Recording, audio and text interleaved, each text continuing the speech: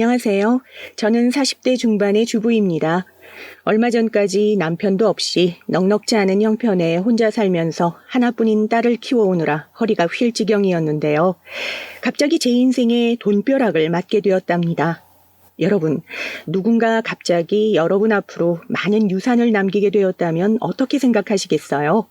부모님이면 받는 게 당연하겠고 형제나 자매라도 고맙긴 하겠지만요.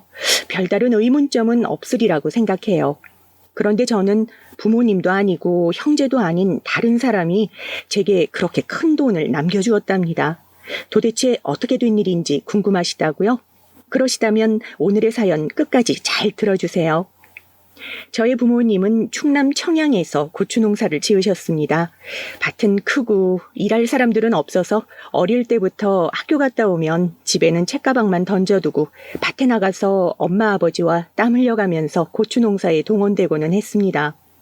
제 위로 3살 많은 오빠도 그리고 저와 1살 차이 나고 여동생도 예외는 없었습니다. 다른 사연들 가만히 들어보면 옛날 부모님들은 아들이라고 공부만 시키고 딸은 집안일 돕게 시키고 그러시는 분들 많았잖아요. 하지만 저희 부모님은 아들, 딸 구별 없이 똑같이 대하셨습니다. 그런 면에 있어서는 불평할 게 없었던 것 같아요. 농사라는 게 누구한테나 다 같이 힘든 일이니까요. 가끔 그래도 몸이 고된 일을 시키시면 저는 부모님께 투덜투덜 불평을 하곤 했는데요. 그럴 때마다 제 어머니는 이렇게 말씀하셨습니다. 엄마, 나 내일 기말고사 보는데 공부 못하고 언제까지 밭에서 잡초 뽑아야 해요? 그냥 우리 사람 쓰면 안 돼? 충청남도에서 대학생 농활 같은 거 오잖아. 그럼 공짜로 먹고 자고 일만 잘한다던데? 예, 난 네 오빠한테도 똑같이 농사시키고 네 동생도 중학교 들어가면 집안일 돕게 시킬 거니까 너만 일한다고 생각하지 마라. 우리 집에선 일 안 하는 사람은 밥 먹을 자격도 없어. 그래, 너희들이 이 농사가 지겹다고 한다면 우리 떼에서 돈 많이 벌어서 뭔가 다른 일을 해. 엄마 아버지는 할 줄 아는 것이 이것밖에 없어. 그러니 시골서 고추 농사 짓다가 죽을 거요. 그리고 내 눈에 흙 들어가기 전에는 이 땅들 못 팔아먹게 할 거니까 그런 줄 알아. 엄마 아빠가 다 죽고 나면 니들 마음대로 해도 상관없지만 살아있을 때는 이 땅은 우리 땅이니까. 그때는 어려서 부모님에게 땅이 얼마나 중요한지 몰랐고 밭이 넓으면 넓을수록 제 할 일만 더 늘어난다고 생각해서 돈이 생길 때마다 땅만 사시는 아버지에게 불만이 많았습니다.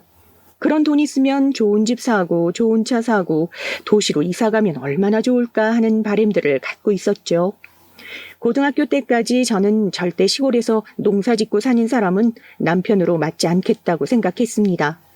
그러기 위해선 대학을 수도권으로 가야 했어요.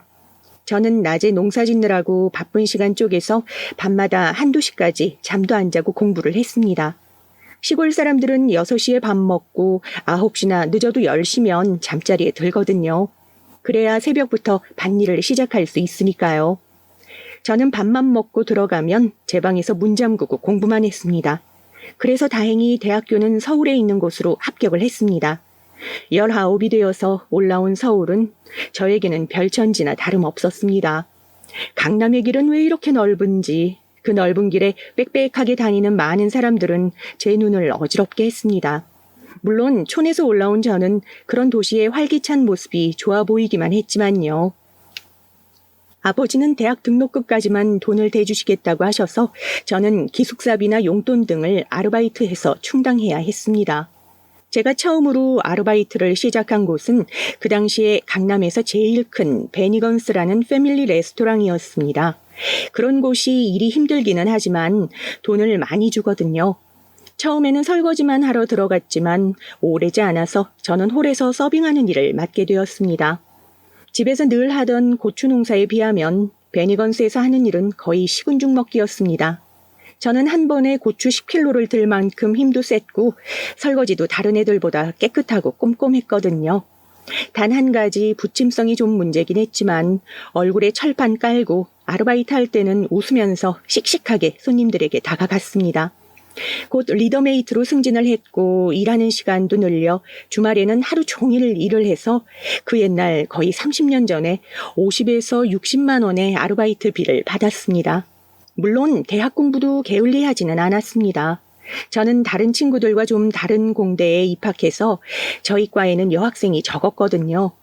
요즘엔 그래도 공대에도 여자들이 많이들 지원하지만 제가 대학 다닐 때는 화학공학과에 여자가 100명 중 5명 정도밖에 안 되었습니다. 대학 생활 중에 저는 3번 정도 아르바이트 하는 곳을 바꾸었는데 처음엔 베니건스, 그 다음에는 PC방에서 아르바이트를 했고 방학 때는 과외를 해서 돈을 벌었습니다. 그중에 PC방 알바를 제일 오래 다녔는데 거기서 남편을 만나게 되었습니다. 남편도 거기서 일하는 대학생이었거든요. 군대 갔다 온 후 처음 PC방이 생겼다며 친구들과 거기서 그 당시 유명한 PC게임을 했었다고 하더군요. 그러다가 게임에 빠지게 되어 아예 거기서 돈을 벌어보자는 생각에 PC방 야간 아르바이트를 시작했다고 하더라고요. 남편의 첫인상은 그냥 동네에 한 명씩 있는 요즘 말로는 일진 비슷한 건들거리는 오빠였어요. 워낙 저한테는 친오빠도 있고 해서 처음에 저는 그다지 남편이 남자로 보이지 않았었습니다. 그러다 그 오빠가 하던 게임에 저도 빠지게 되었고 대학 졸업반이었던 그 겨울에 저희는 밤새 게임을 하면서 친해졌습니다. 게임 초보였던 저를 인내심을 가지고 찬찬히 가르쳐주던 남편의 매력에 빠지기 시작했고 졸업을 하고 취준생이 되어서도 만났습니다. 남편은 그때 대학 졸업 논문을 써야 했는데 논문은 뒷전이고 밤새 그 게임을 하느라 정신이 없었습니다. 오빠, 오늘도 논문 안 쓰고 PC방에 있으면 어떡해? 이러다가 내년에 졸업 못하면 어쩌려고? 네가 졸업하니? 내일에 신경 쓰지 마. 그래도 나 취직할 때 있으니까. 그리고 졸업 논문 그까짓 거 며칠 밤새면 끝나. 저만 보면 이렇게 큰 소리를 땅땅 치면서 논문 쓸 생각은 안 하고 게임에만 빠져있는 남편이 어떤 날에는 좀 한심해 보이기도 했어요. 하지만 저한테는 이 남자가 첫사랑이었거든요. 그래서 남편이 논문 쓸 자료 조사며 대필까지 해주기도 했었습니다. 저도 취직 준비하고 자기소개서 써야 하는데 우선 남편 졸업 먼저 시키고 보자. 졸업하면 그래도 게임 끊고 취직하겠지 하는 마음으로 도와줬던 것 같습니다. 하지만 제가 도움을 줘도 남편은 좀처럼 고마운 줄을 모르더라고요. 그리고 일단 졸업을 하고 나니 남편은 PC방 알바도 그만둬버리고 저에게 한마디 말도 없이 갑자기 사라지고 말았습니다. 저는 남편의 핸드폰에 몇십 통씩 전화를 걸고 주위 사람들에게 남편이 어디 갔는지 물어보고 다녔지만 아무도 행방을 아는 사람이 없었습니다. 그렇게 몇 달을 남편을 찾아다니다 저는 이렇게 헤어지나 보다 생각을 하고 그 사람을 잊으려고 노력하던 중이었습니다. 어느 날 남편이 저의 하숙집 앞에 불쑥 찾아왔더라고요. 저는 너무나 놀랐습니다. 왜냐하면 남편이 눈두덩이 푹 꺼지고 뼈가 드러날 정도로 말라 있었기 때문이었습니다. 마지막 봤을 때보다 10kg는 넘게 빠진 것 같았어요. 마치 아픈 사람처럼 말입니다. 저는 걱정스러운 마음에 남편 붙잡고 물었습니다. 오빠, 그동안 어디 갔다 온 거야? 무슨 일이 있었길래 이렇게 말랐어? 어디 아프기라도 한 거야? 지연아, 나 사실 부모님을 잃었어. 두 분이 한날 한시에 교통사고를 당하셨어.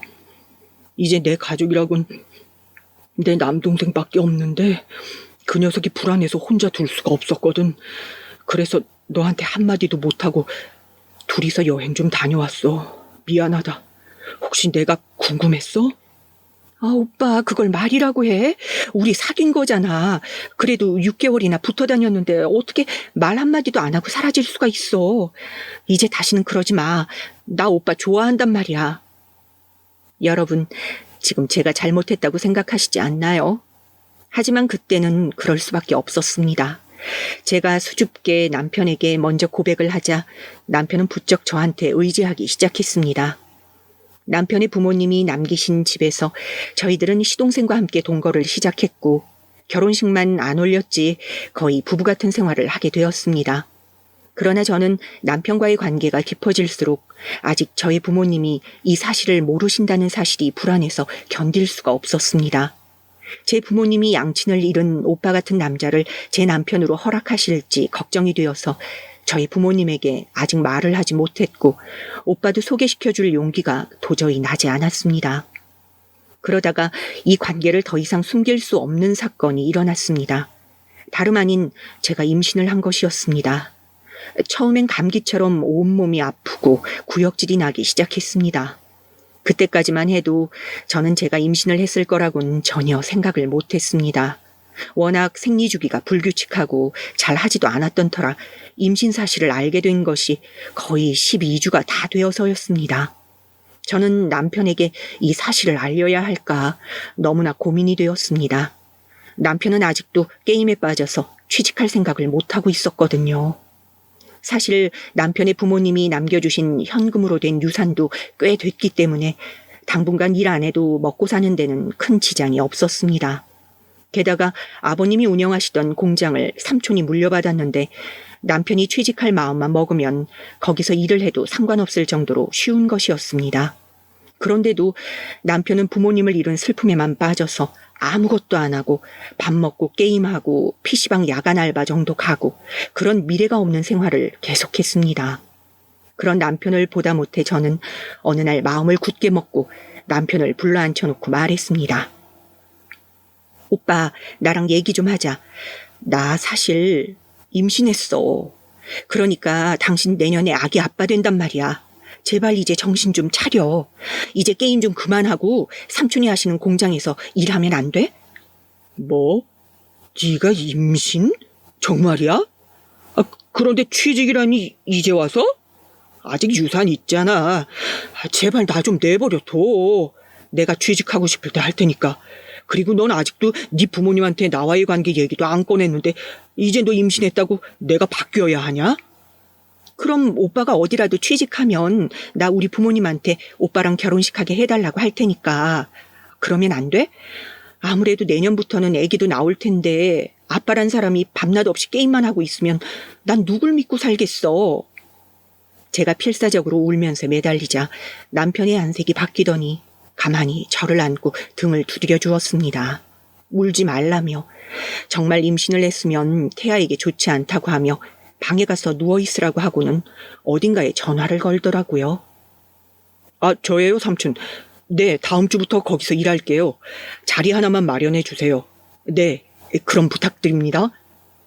제가 남편을 아는데 친척에게라도 아쉬운 소리를 하기 싫어하는 성격이거든요. 그런데 뱃속 아기를 위해서 자존심도 버리고 삼촌의 밑에서 처음부터 평사원부터 시작한다고 하니 저는 그저 그 사람에게 고맙다는 생각만 들었습니다. 그리고 제가 그저 회사를 잘 다니고 있을 거라고 믿고 거의 전화도 하지 않고 지내던 시골의 부모님께 정말 오랜만에 전화를 걸었습니다. 엄마, 저예요. 저 드릴 말씀이 있는데 전화로 드릴 건 아니고 언제 서울에 한번 올라와 주세요. 부탁드릴게요. 무슨 일이야? 어디 안 좋은 건 아니지? 대학 졸업하고 거의 1년 만에 전화하는데 회사는 잘 다니고 있고 엄마 아버지는 건강하게 잘 있으니 걱정 마.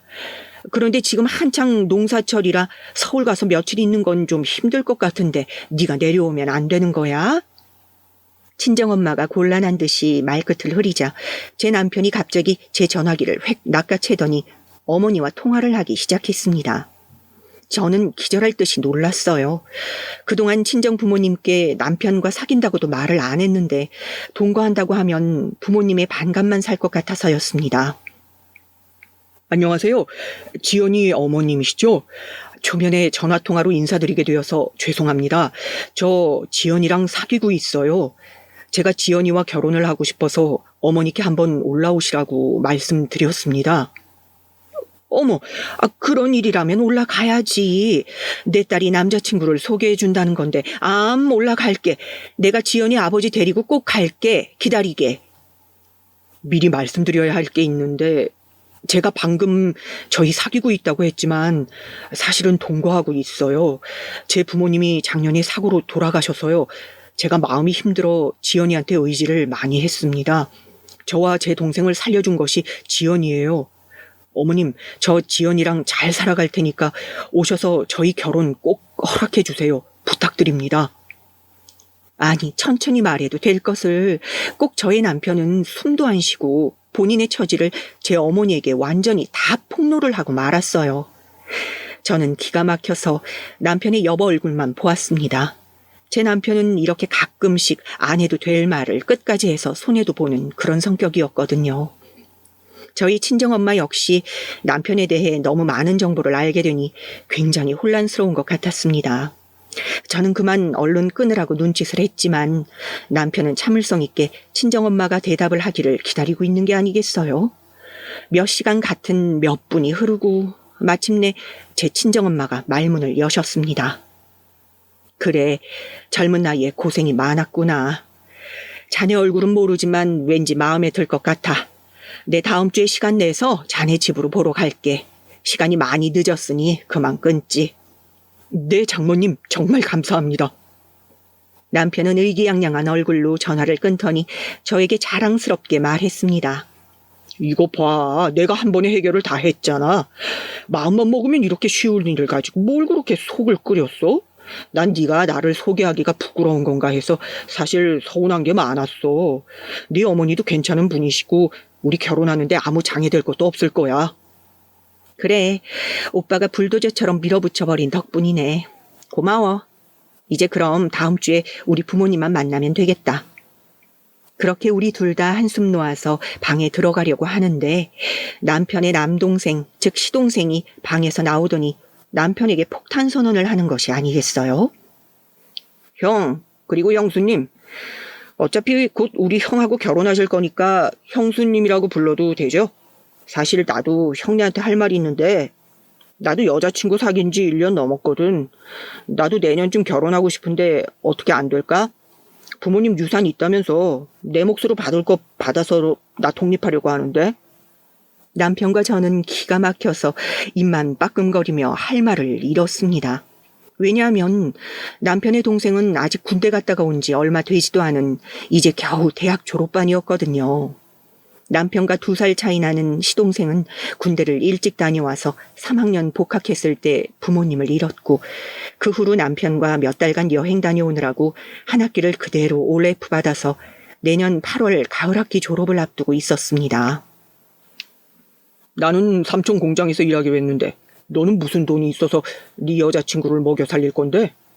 대학 졸업이나 하고 취직한 다음에 결혼을 해도 해야지. 그거야 내가 알아서 할 일이지. 형은 상관할 필요 없고 2사람 결혼하면 결혼 안 한 내가 여기 같이 사는 것도 거북할 것 같으니 나도 이참에 결혼하려고 하는 거야.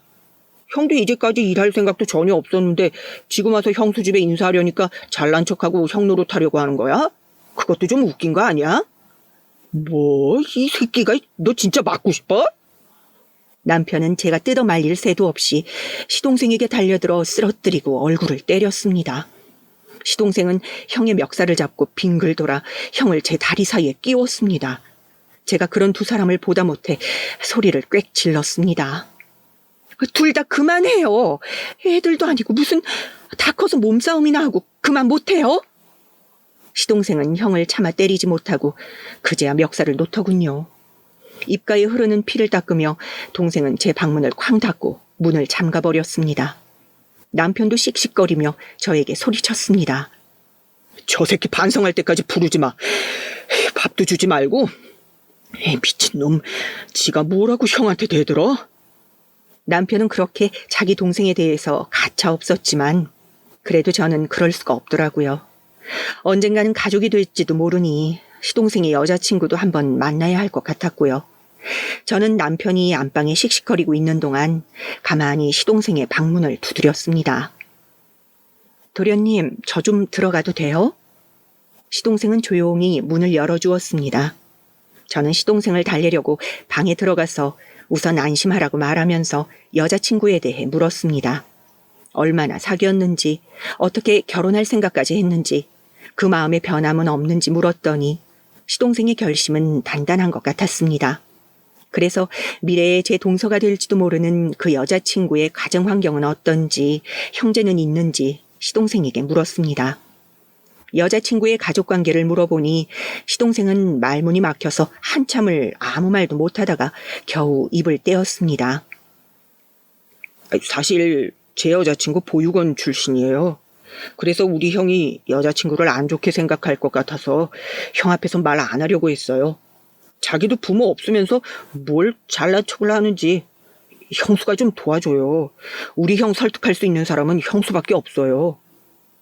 막상 시동생의 말을 들으니 저도 좀 기가 막히더라고요. 여러분이 어떻게 생각할지 몰라도 저는 동서될 사람의 부모님은 두 분 다 살아계시길 빌었거든요. 시동생의 말을 듣고 나니 저희 집안에 이제 어른이라곤 제 친정 부모님밖에는 없었습니다. 고등학교 졸업한 후로 부모님과 대면 지내왔는데 저 또한 어떻게 아버지와 화해를 할지 막막하더라고요. 그래도 무슨 일이 있을 때 의지하고 도움을 구할 수 있는 어른은 제 곁에 저의 부모님밖에 없는 거였습니다. 다음 주가 되어 부모님이 서울에 올라오셨고 저와 남편은 부모님을 강남에 있는 한정식 집으로 모셨습니다. 예, 지연아, 여기 꽤 비싼 곳 아니야? 젊은 너희들이 무슨 돈이 있다고 이런 데를 오자고 해. 그냥 남서방 집에서 봐도 되는 걸 그랬다. 당신은 무슨 벌써 남서방이야? 그놈이 어떤 놈인 줄 알고 처음 보는 놈한테 그렇게 바로 마음 주면 안 돼. 아버님, 제가 마음에 차지 않으실 건 압니다. 하지만 저는 우리 지연이 없으면 못 삽니다. 제발 허락해 주세요. 그리고 사실 지연이 임신했습니다. 죄송합니다. 남편은 자리에서 일어나 제 친정아버지 의자 앞에 무릎을 꿇고 앉아서 고개를 숙였습니다. 친정부모님은 놀라서 두 분 다 입을 다물지 못하셨지만 저희 어머니가 먼저 정신을 차리고 사태를 수습하셨습니다. 어머, 얘가 왜 이럴까? 아이고, 남서방, 괜찮아. 자네가 무슨 잘못이 있어. 젊은 사람들 둘이 살다가 보면 자연스러운 게지. 내 딸이 자네한테 도움되고 사람 둘 살렸으면 됐다고 생각하네. 우린 물려줄 것도 별로 없고 도움될 건 있을지 모르겠지만 우리라도 괜찮다면 의지하게. 아니, 왜 당신 마음대로 말하고 있어? 난 이놈의 자식 아직 사위로 인정 안 한다니까. 결혼식도 하기 전에 애부터 만들고 보는 놈을 어떻게 믿어? 오빠, 아빠가 좀 말이 거칠어도 마음은 좋으신 분이니까 걱정하지 마요. 아니야, 아버님 충분히 그러실 수 있지. 허락도 안 받고 그냥 동거부터 한 건 우리가 잘못한 거니까. 아버님, 저희들이 살면서 효도하면 안 될까요? 저 지연이랑 헤어지면 못 살아요. 지연이는 이미 제 삶의 일부거든요. 제 동생도 지연이 너무 좋아합니다. 제발 저희 형제 걷어주시는 셈 치고 결혼 허락해 주세요. 그날 한정식 집에서 제 친정 어머니와 저의 합심으로 아버지의 굳은 마음이 조금은 풀어진 것 같았습니다. 남편도 바로 아버지에게 무릎 꿇고 진정성을 보여줘서 그런지 몰라도 나중에는 아버지가 남편에게 술도 따라주시고 두 사람이 정말 장인이랑 사위가 된 듯한 분위기도 내면서 술도 주거니 받거니 했습니다. 그날은 늦어서 어머니 아버지는 남편의 집에서 주무시고 가셨습니다. 그 후 한 달이 지나서 우리는 혼인신고부터 하기로 했습니다. 뱃속의 아기가 더 크기 전에 식은 못 올려도 법적인 부부는 되어야 할 것 같았기 때문입니다.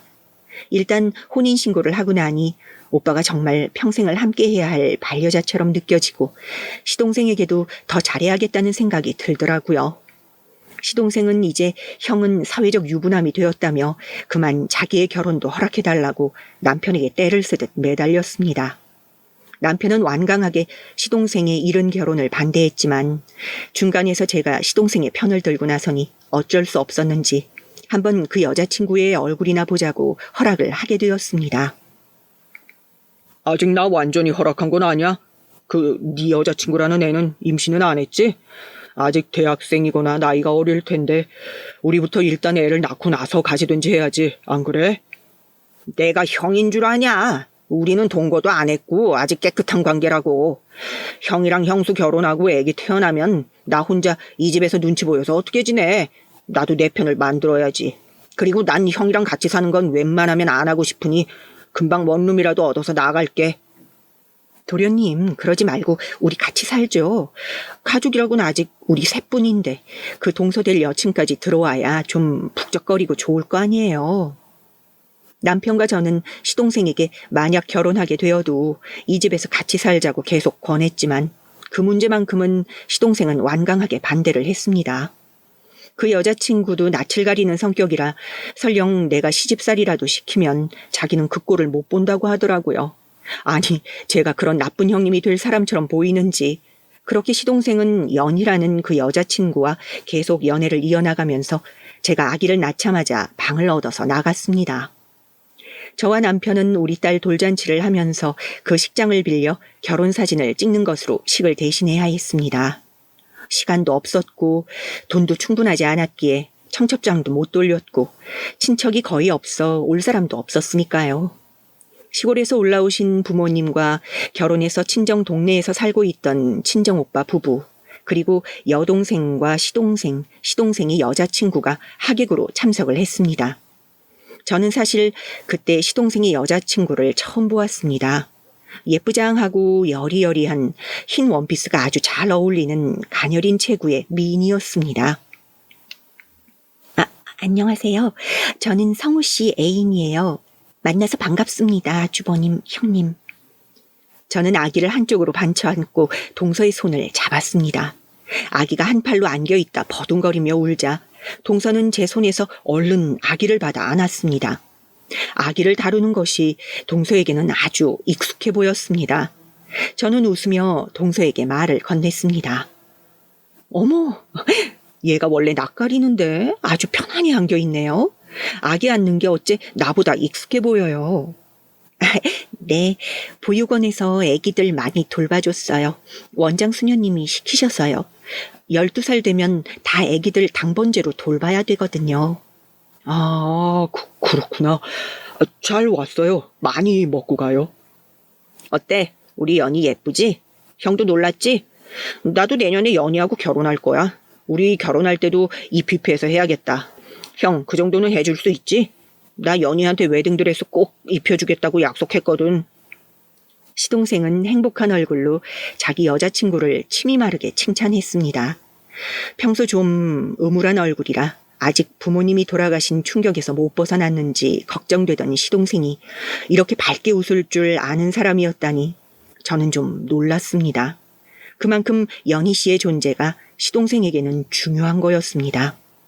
시동생도 대학을 무사히 졸업하고 전공을 살려 중소은행에 취직을 했습니다. 시동생은 경제학과를 나왔는데 연희 씨와 같은 은행에 동반 입사를 했습니다. 그리고 연희와 시동생은 입사 1년이 지난 후에 결혼식을 올렸습니다. 시동생의 결혼식 날 저희 부부는 신랑 혼주석에 앉았고 신부 혼주석에는 제 친정 부모님이 대리로 앉아주셨습니다. 연희 씨는 그 일로 저와 제 친정 부모님에게 두고두고 고마운 마음을 표시하더라고요. 결혼식에 부를 하객도 회사 사람들밖에 없는데 부모님석에 아무도 없다면 너무 쓸쓸할 것 같았다면서 그런 의견을 내준 저에게 정말 고맙다고 하더군요. 형님께 너무 감사해요. 앞으로 아버지 어머니라 생각하고 형님께 잘하면서 지낼게요. 아니야. 동서 웨딩드레스 입은 거 보니 참 예쁘다. 그냥 우리 시동생하고 잘 살아주면 나는 그게 더 좋을 것 같아. 은혜라고 생각하면 두 사람이 알콩달콩 잘 살아줘. 알았지? 알겠어요, 형님. 앞으로 잘 부탁드릴게요. 제가 부모님이 없어서 집안일에 대해선 잘 몰라요. 형님이 많이 가르쳐 주세요. 내가 시어머니 노릇한다고 시동생이 뭐라고 할 것 같아서 특별히 부탁할 건 없어. 난 그냥 우리 시부모님 제사 때나 와서 같이 제사만 지내주면 돼. 그 외에는 해야 될 것도 없고. 제가 우리 딸 돌잔치와 결혼식을 마친 후 몇 년간이 평화롭게 흘러갔습니다. 남편은 삼촌의 공장에서 일을 열심히 해서 대리까지 올라갔고 공장 노동자를 관리하는 직책을 맡아 다행히 월급도 올랐습니다. 물론 삼촌께서 저와 딸을 부양해야 하는 조카에게 좀 더 월급을 많이 주신 거겠죠. 하지만 시동생과 동서의 결혼 생활은 3년 차부터 삐그덕거리기 시작했습니다. 시동생의 술버릇이 문제였습니다. 평소에는 얌전하고 조용한 편인 시동생은 술을 마시면 완전히 다른 사람으로 변했습니다. 처음엔 만취할 만큼 술을 마시거나 하지 않았는데 점점 술 마시는 횟수가 늘어나더랍니다. 점점 시동생은 바깥에서 마시고 오는 걸로도 부족해 집에서도 술을 찾고 술에 취하면 꼭 동서를 때리고 나서야 정신을 잃고 잠이 들었다고 했습니다.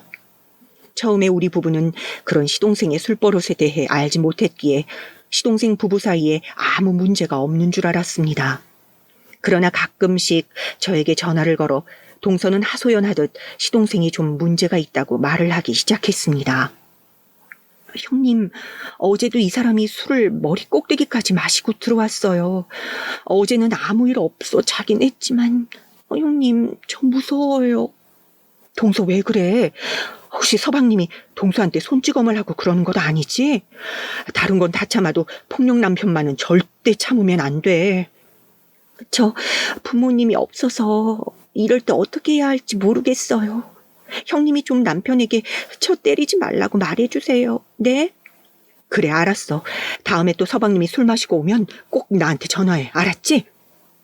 저는 시동생의 술버릇을 남편에게도 이야기했고 남편이 몇 번 시동생을 집으로 불러서 알아듣게 타이르기도 하고 혼을 내보기도 했습니다. 시동생은 남편에게 혼이 날 때마다 다음번에는 절대 술도 안 마시고 동서에게 손을 대는 일도 없을 거라고 단단히 맹세까지 하고 갔습니다. 그리고 한 달 후가 되면 동서가 또 제게 전화를 해서 시동생에게 맞았다며 엉엉 우는 것이었습니다. 이렇게 위태위태하게 결혼 생활을 이어가던 두 사람은 3년 6개월째에 동서가 울면서 저를 찾아와서 깨져버리고 말았습니다. 형님, 저 더 이상 못 참겠어요. 죄송하지만 저 이 사람이랑 이혼하려고요. 술만 안 마시면 좋은 사람인데 술만 마시면 사람이 돌변해서 미칠 것 같아요. 앞으로 이 버릇이 절대 고쳐질 것 같지 않으니 어쩌면 좋겠어요. 그리고 성우 씨 말이에요. 아무래도 불임인 것 같아요. 저는 부모님도 안 계시니까 아이를 많이 낳고 싶은 소망이 있는데 성우 씨가 불임이면 전 아무런 희망도 없잖아요. 죄송해요. 형님과 아주버님께는 너무 죄송해요. 하지만 저도 제가 잘못한 게 하나도 없는데 이렇게 맞고 살 수는 없어요. 숨도 안 쉬고 시동생에 대한 불만을 쏟아내 놓으면서 굳은 얼굴로 이혼을 말하는 동서에게 면목이 없어서 저는 아무 말도 할 수 없었습니다. 그래도 마지막으로 어떻게 하면 동서가 마음을 돌릴 수 있을지 한번 물어보기로 했습니다. 동서, 내가 면목이 없어. 그런데 우리 시동생 평소엔 착한 사람이잖아. 나도 우리 시동생이 술버릇이 심한 건 몰랐었어. 그리고 아이 말인데 애는 입양해서 키울 수도 있지 않을까? 그러지 말고 우리 집에 들어와서 같이 사는 건 어때? 그러면 시동생도 자기 형 눈치 보면서 술 안 먹을 것 같은데. 그럼 우리 딸이랑 동서가 입양해 데려올 아기 같이 키우고 하면 난 좋을 것 같아. 그렇게 해주면 안 될까? 제 간절한 권유에 동서는 잠시 마음이 흔들렸는지 고개를 돌렸습니다. 한참 생각을 하던 동서는 굳은 얼굴로 고개를 저었습니다. 안 되겠어요. 제가 이기적이라고 생각하실 수 있지만 저도 임신과 출산은 한 번이라도 해보고 싶고 계속 성우 씨랑 같이 산다는 건 제 배로 낳을 수 있는 아기가 없다는 뜻이잖아요. 죄송해요. 저를 욕하셔도 할 수 없다고 생각해요. 저 그만 갈게요. 잠깐만 동서, 내 말 좀 더 들어봐. 제발 기다려봐. 그렇게 가버리면 동서도 후회할 거야. 동서. 동서는 제가 기다리라고 소리치는데도 들은 척도 하지 않고 도망치듯이 저의 집을 나갔습니다. 그리고 나서는 동서의 얼굴을 전혀 볼 수 없었습니다. 하루아침에 집을 나가버린 동서로 인해 시동생은 점점 더 술의 늪에 빠져갔고 회사도 나가지 않은 채 집에서 매일 술만 퍼마시고 있었습니다. 당연한 일이겠지만 결국 시동생은 은행에서 권고사직을 당했습니다. 남편은 그런 동생을 불러 어르기도 하고 혼도 내봤지만 소용이 없었습니다. 이미 알코올 중독이 되어버린 시동생을 막을 방법은 병원에 입원시키는 것뿐이었습니다. 저는 남편과 의논하여 시동생에게 그 사실을 통보하기로 했습니다. 여보, 어쩔 수 없어. 서방님 병원에 입원시켜야겠어요. 안 그러면 정말 죽을지도 몰라. 한 달에 15일쯤이라도 제정신으로 있어야지. 안 그래? 그래, 당신이 병원 한번 알아봐줘. 아직 부모님이 남기신 유산은 있으니까 그중에 그의 집을 빼면 쟤한테 남은 건 하나도 없잖아. 그러니 좋은 병원 한번 알아봐줘. 저렇게 폐인처럼 살기엔 아직 너무 어려. 저는 시동생이 살던 집을 빼서 그 돈으로 좋은 정신병원을 찾아 시동생을 입원시켰습니다. 처음에 시동생은 알코올 중독이라는 것도 인정하지 않으려 했고 형과 형수에게 화를 내면서 병원에 입원하지 않겠다며 난리를 피웠습니다. 그러나 정신과 의사와 면담을 하고 나서야 결국 마음이 아픈 자신을 인정하게 되었습니다. 시동생은 풀이 죽어서는 병실에 제 발로 들어가게 되었습니다. 그리고 이불을 머리끝까지 뒤집어 쓰고 벽만 보며 돌아누워 남편과 제가 애원하는데도 한 번도 돌아보지 않고 말했습니다. 다들 나가줘. 누구의 얼굴도 보고 싶지 않으니까 당분간 절대 면회 오지 마. 조금만 견뎌주세요, 서방님. 몸 좀 좋아지면 얼굴 보러 올게요. 서방님이 좋아하는 전복찜이랑 미역국 만들어 올 테니까 치료 잘 받고 의사 선생님 말씀 잘 들으세요. 재수 씨 때문에 더 마음에 힘이 들어서 그런 거야. 그런 여자 얼른 있고 몸이랑 마음 추슬러. 너 아직 젊으니까 다른 좋은 사람 꼭 만날 수 있을 거야. 알았어? 괜히 쓸데없는 생각 말고 치료 잘 받아. 됐으니까 얼른 나가기나 해. 그 후로 일주일마다 시동생의 면회를 가려고 했지만 시동생은 면회를 거절하면서 번번이 저와 남편을 헛걸음하게 만들었습니다. 처음엔 자기 마음 돌보기도 벅찬 시동생의 사정을 헤아려서 그러려니 하고 넘어갔지만 6개월이 지나도 계속 면회를 거부하는 시동생의 행동에 남편은 결국 폭발하고 말았습니다. 다시는 이 자식 안 볼 줄 알아. 지 마음만 아프고 소중해? 저만 부모님 이러냐고? 마누라 때려서 이혼당한 놈이 뭐 잘한 게 있다고 아직도 저지랄을 떠는 거야? 내가 이놈의 자식 면회 다시는 오나 봐. 제가 아무리 옆에서 말려도 소용이 없었습니다.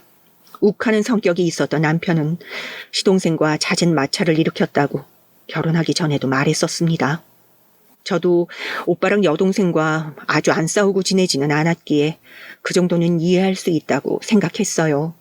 하지만 이 형제 싸움은 꼭 누구 한 사람이 피를 봐야 끝났다고 하니 얼마나 살벌했었는지 짐작이 가시겠죠. 그 후 저는 점점 커가는 우리 딸의 육아와 간간히 마트에 나가서 아르바이트를 하는 것만으로도 바빠서 병원에 입원해 있던 시동생을 잊고 지냈습니다. 그러다 그 끔찍한 소식이 들려온 것은 시동생이 정신병원에서 지낸 3년째 되는 날이었습니다. 그 전날 저는 아주 좋지 못한 악몽을 꾸고 자리에서 일어났습니다. 남편은 어느 날과 다름없이 저보다 먼저 일어나 출근을 했었고요. 아이를 아침 먹여서 유치원에 보낸 후 설거지를 하고 있던 저에게 시동생이 있던 정신병원에서 전화가 왔습니다. 여보세요? 네, 남성우 씨 알아요. 네? 그게 무슨 말씀이세요? 저는 들고 있던 전화기를 떨어뜨렸습니다. 그 전화는 정신병원에서 저의 시동생이 죽었다는 소식이었습니다. 저는 정신없이 병원으로 달려갔고 시동생의 사인이 약물 과다에 의한 자살이라는 소리를 들었습니다. 저는 손을 덜덜 떨며 남편에게 전화를 해서 이 슬픈 소식을 알렸습니다. 남편 역시 믿을 수가 없었는지 한참 아무 대답이 없다가 말했습니다. 조금 기다려봐. 걔 그럴 애 아니야. 자고 있는 걸 거야. 그 의사 바꿔봐. 내가 확인할 때까지 아무도 내 동생 건드리지 말라고 해. 하지만 정신병원에서 하는 말은 사실이었습니다. 시동생은 매일 주는 약 중 수면제만을 몰래 빼돌려서 모아두고 있다가 어느 정도 많이 모였을 때 한꺼번에 그 약을 다 먹었다고 합니다. 그런 일이 어떻게 일어났는지 남편과 저는 정신병원의 관리 소홀을 책임물어 그 병원을 고소하기로 했습니다. 남편은 시동생의 장례를 치르고 나서는 세상에 남은 게 자기 혼자밖에 없다면서 매일 살아있는 것 같지 않은 얼굴로 겨우 일을 하고 집에 와서는 잠만 잤습니다. 점점 끼니를 걸으면서 말라가는 제 남편을 보다 못해 저는 여동생에게 전화를 했습니다. 언니 무슨 일이야? 사돈 그렇게 되었다는 말은 들었어. 참 안 됐네. 네 형부가 다 죽어가. 혹시 너 며칠이라도 여기 와서 지내줄 수 없니? 내가 도움이 될지 모르겠다. 나도 회사 다녀야 하고 바쁜데 그래도 괜찮으면 언니 집에서 일주일만 지내다 갈게. 혹시나 제 여동생이라도 있으면 남편이 정신을 차리거나 웃음을 찾지 않을까 해서 오라고 했지만 결과는 처참했습니다. 제 여동생이 아무리 형부에게 말을 걸고 밥을 먹이려 애를 써봐도 소용이 없었습니다. 남편은 꿈쩍도 안 하고 안방에 들어가선 시부모님과 시동생의 사진만 꺼내놓고 미친 듯이 울부짖는 거였습니다.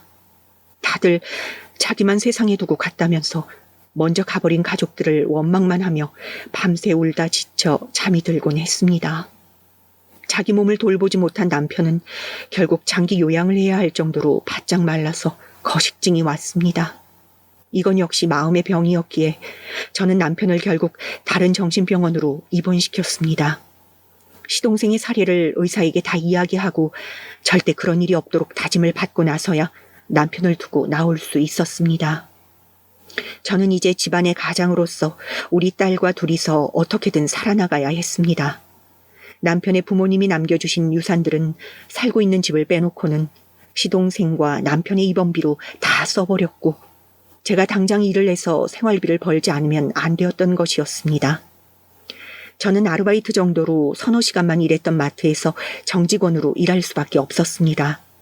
아이는 그새 학교에 들어갔고 학교에서 오면 집에서 혼자 힘으로 해놓은 밥 챙겨 먹고 학원에 가는 착한 아이가 되어 있었습니다. 이렇게 힘든 하루하루를 보내고 있던 저에게 어느 날 동서가 찾아왔습니다. 처음에는 동서인 줄 몰라봤습니다. 10년이나 지나서 만난 동서는 쪼글쪼글한 피부에 머리에는 모자를 쓰고 있었는데 모자 아래로 빼빼 마른 얼굴과 목이 드러나 보였습니다. 저보다 4살 아래였던 동서는 왠지 그런 고생을 하고 있는 저보다 훨씬 더 늙어 보였습니다. 동서는 큰 가방을 들고 저희 집 앞에서 서성이다가 지쳐서 퇴근하는 저를 보고 반가워하며 웃음을 지었습니다. 저는 동서와 함께 집 안으로 들어왔습니다. 형님 저예요. 연희예요. 갑자기 찾아와서 놀라셨죠? 그래. 정말 갑자기 보니까 놀랍네. 못 알아보겠어. 그런데 왜 무슨 일로 왔어? 난 그때 그렇게 나가고 나서 동서 안 볼 생각했는데. 이렇게 갑자기 찾아온 동서의 뻔뻔함에 저는 치를 떨면서 내뱉었습니다. 동서는 슬픈 얼굴로 저를 쳐다보더니 기어들어가는 목소리로 말했습니다. 그때는 죄송했어요, 형님. 그땐 그 사람이 너무 미웠고 형님이 해주는 말도 귀에 안 들어올 만큼 절박했어요. 저는 절 이해해 줄 사람이 필요했거든요. 동서 때문이라고 하기는 좀 그렇지만 우리 서방님 자살했어. 동서가 그렇게 일방적으로 이혼 소리 놓고 나가버리고 나서 술독에 아예 빠져 지내다가 병원에 입원했는데 그 병원에서 자살해버렸어. 동서는 그런 우리 집의 사정을 전혀 모르고 있었나 보더라고요. 동서의 커다란 눈에서 갑자기 눈물이 폭포수처럼 쏟아져 나왔습니다. 동서는 꺽꺽 소리까지 내면서 울다가 저를 붙잡고 하소연을 하더라고요. 제가 성우 씨를 그렇게 버리고 나가서 저도 벌을 받았나 봐요. 사실 저 췌장암 말기예요.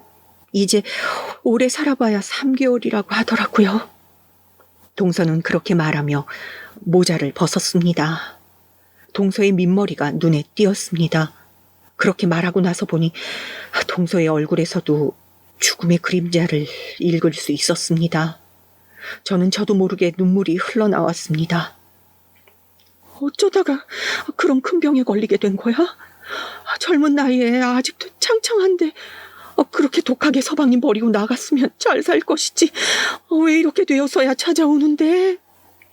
죄송해요, 형님. 정말 죄송해요. 제가 이기적이었어요. 성우 씨랑 헤어지고 나서 저는 다른 남자를 만나 결혼을 했어요. 그분이 나이가 많으신 분이라 몇 년 전에 돌아가셨고요. 그분에게 자식도 없어서 저는 그분이 남긴 유산을 받았어요. 하지만 끝내 아이는 한 번도 가져보지 못한 채로 몹쓸병에 걸린 걸 알게 됐어요. 그래서 오늘 형님을 찾아온 거예요.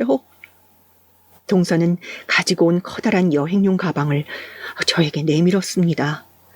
저는 영문을 몰라서 동서에게 이게 뭐냐고 물었습니다. 혹시 우리 집에서 죽을 때까지 지낼 생각이냐고 그렇다면 시동생이 쓰던 방에 가서 짐 풀고 지내라고 했습니다. 그러나 동서는 고개를 저었습니다. 제가 이 집에서 지내는 건 너무 은혜를 모르는 짓이 될 것 같아요. 저는 호스피스 안병동리에서 제 마지막을 마칠 생각이에요. 오늘 이렇게 찾아온 건 형님이 고마워서 제가 죽기 전에 드릴 것이 있어서예요. 아니야, 우리 먹는 상에다 숟가락 하나 더 넣으면 되는 건데 뭐가 어려워. 안병동 들어갈 돈은 있고 돈 없으면 그냥 우리 집에서 지내. 내가 하루 세 끼 밥은 해줄 수 있으니까. 동서는 제 걱정스러운 말에 희미한 미소를 지었습니다. 그러더니 부스스 일어나 여행용 캐리어를 열었습니다. 세상에, 그 가방 안에는 꼭꼭 묶인 5만 원짜리 현금 다발이 꽉 차 있는 것이 아니겠습니까? 저는 태어나서 그렇게 많은 현금은 본 적이 없었습니다. 목에 뭐가 턱 막힌 소리로 저는 동서에게 되물었습니다. 동서, 이게 다 뭐야? 어디서 이런 돈이 났어? 세상에. 이 안에 든 게 80억쯤 된 것 같아요. 제가 재혼했던 그분이 100억 부자셨거든요. 그런데 자식들도 그분을 버리다시피 하고 해외로 이민을 갔고 다시 찾지 않았다고 해요. 그래서 자식들 다 호적에서 파버리고 독거노인으로 살아오시던 분인데 저한테 죽기 전에 소원이 있으시다고 저와 결혼 생활을 해보고 싶으시다는 거였어요. 저는 원래 그분의 사회복지사였는데 그만두고 그분과 결혼 생활을 했어요. 그분의 임종을 지켜드리는 대가로 재산을 다 물려받았고요. 그런데 그분의 장례를 치르고 나서 동서는 갑자기 몸이 급속도로 안 좋아졌고 최근에 췌장암 말기라는 진단을 받았다고 합니다. 그렇게 기함할 사연을 가지고 살아가려니 도저히 용기가 나지 않았다네요. 그래서 시동생과 결혼하고 나서 동서에게 잘 대해준 제가 생각나서 이 돈을 저한테 증여하겠다고 하며 찾아온 것이었습니다. 아무리 그래도 내가 이 돈을 받을 이유는 별로 없는 것 같아. 내가 뭐 동서한테 특별하게 잘해준 것도 생각이 안 나고 미안해서 도저히 못 받겠어. 아니면 사회에 환원하든지. 제 기운 없는 대답에 동서는 고개를 저었습니다. 그리고 제 손을 꼭 잡아주었습니다. 제가 성우 씨와 결혼할 때 결혼 비용 대주신 거랑 형님네 친정 부모님 혼주석에 앉게 해주신 것만 해도 저는 형님한테 평생 못 갚을 은혜를 받았어요. 그리고 제가 성우 씨 때문에 힘들어할 때마다 형님이 용기를 주셨잖아요. 제가 그렇게 못되게 굴었는데도 지금도 다시 받아주시려고 했고요. 그것만으로도 저는 형님께 은혜를 많이 입었다고 생각해요. 갑자기 생긴 이 행운 같은 돈이 저한테는 두려움으로 다가왔습니다. 저는 동서에게 오늘 밤은 늦었으니 자고 가라고 했습니다. 남편도 병원에 있겠다. 집에는 저와 딸만 있었으니 동서도 흔쾌히 자고 간다고 하더라고요. 저는 동서와 둘이 방에 누워서 주거니 받거니 옛날 이야기를 했습니다. 남편이 시동생의 결혼을 반대했던 이야기, 그리고 시동생이 동서가 나가고 나서 얼마나 허탈해하면서 정신을 놓았었는지 자세히 말을 했더니 동서는 하염없이 눈물만 흘리고 있었습니다. 다음날 아침 제가 일어나 보니 동서는 이미 집을 나가고 없었습니다. 여행용 가방은 그대로 둔 채 말이죠.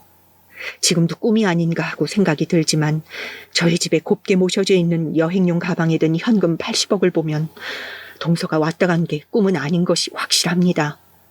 제게 일어난 일이 정말 행운인지 아니면 또 다른 고생길의 시작일지 저는 아직도 모르겠습니다. 하지만 단 한 가지 중요한 것은 이제는 다시 가족을 잃고 싶지 않다는 것입니다. 저는 남편의 병원에 면회를 가서 동서의 이야기를 해주었습니다. 그 말을 들은 남편 역시 눈물을 흘리며 지난날의 잘못을 뉘우쳤습니다.